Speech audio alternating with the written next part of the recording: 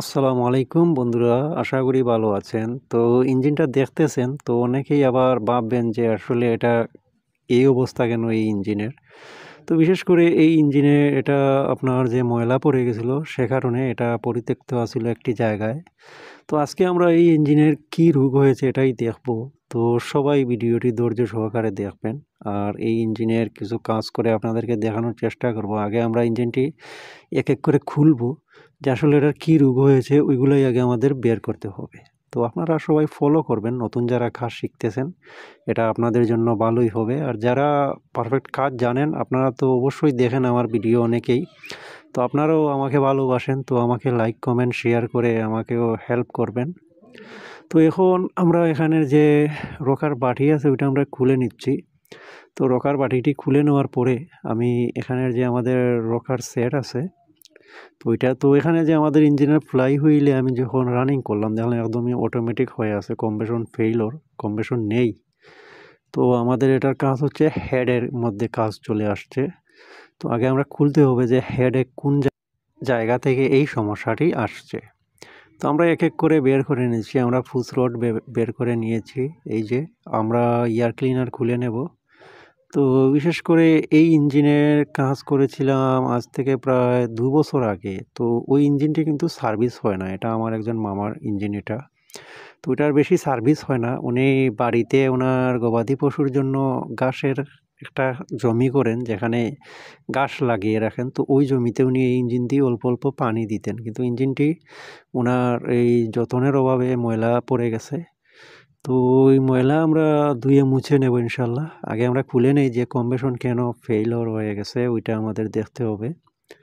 তো আমরা 10 নম্বর রিংডালি দিয়ে আমাদের যে শু কাভারগুলো আছে ওইগুলো আমরা খুলে নিচ্ছি। তো আপনারা ঠিক এইভাবেই খুলবেন। আর আমার এই পেজে এবং আমার ইউটিউব চ্যানেলে নিয়মিত ভিডিও দেওয়া হয় ইনশাল্লাহ। যারা আমার ইউটিউব চ্যানেলে এখনও সাবস্ক্রাইব করেন নাই, আপনাদের কাছে একটাই অনুরোধ, আমার পেজের অ্যাবাউট সেকশনে আমার ইউটিউবের লিঙ্ক দেওয়া আছে, ওইখানে আপনারা ক্লিক করে আমার চ্যানেলটি সাবস্ক্রাইব করে ওইখানে আমাদের সম্পূর্ণ ফুল ভিডিওগুলো যেগুলো আছে সবগুলোই দেখতে পারেন। একদম সব কিছু ফুল ভিডিও দেওয়া ওইখানে, আপনারা দেখবেন। তো আমরা এখানে ইঞ্জেক্টর খুলে নিচ্ছি। নজেল ইঞ্জেক্টর খুলে আমরা হেডটি খুলব। হেডটি খুলে আমরা দেখব আসলে ওটার কী সমস্যা আসছে, এবং সিলিন্ডার পিস্টনও দেখতে হবে।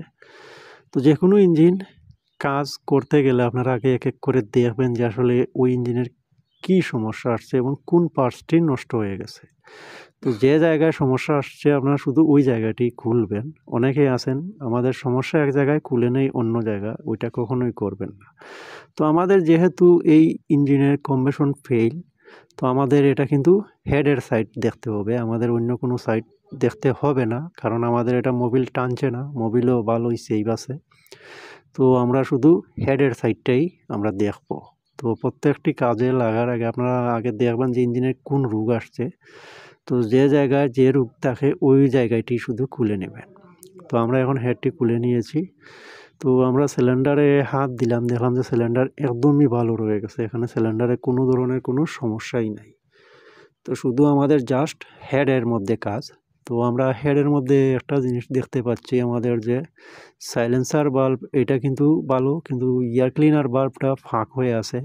আর এই যে যেমন ভিতরে গাইড ভেঙে গেছে, আমাদের এয়ার ক্লিনার বাল্বের যে গাইড আছে ওটা ভেঙে গেছে। আর এই যে দেখুন গাইডের টুকরো, একটু ভাঙা টুকরো আমাদের সিটের পাশে এসে বসে গেছে, এই যে। তো এটাই ছিল এই ইঞ্জিনের রোগ, আমি এখন দেখলাম আপনাদেরকে দেখালাম, এই কারণেই কম্প্রেশন ফেল হয়ে গেছিল। তো ইঞ্জিনের ফুল ফিটিংসের ভিডিও নেক্সট পার্টে আমি দিয়ে দেবো আপনাদেরকে। সবাই ভালো থাকবেন, আর ভালো লাগলে একটি লাইক এবং ভিডিওটি শেয়ার করে দেবেন।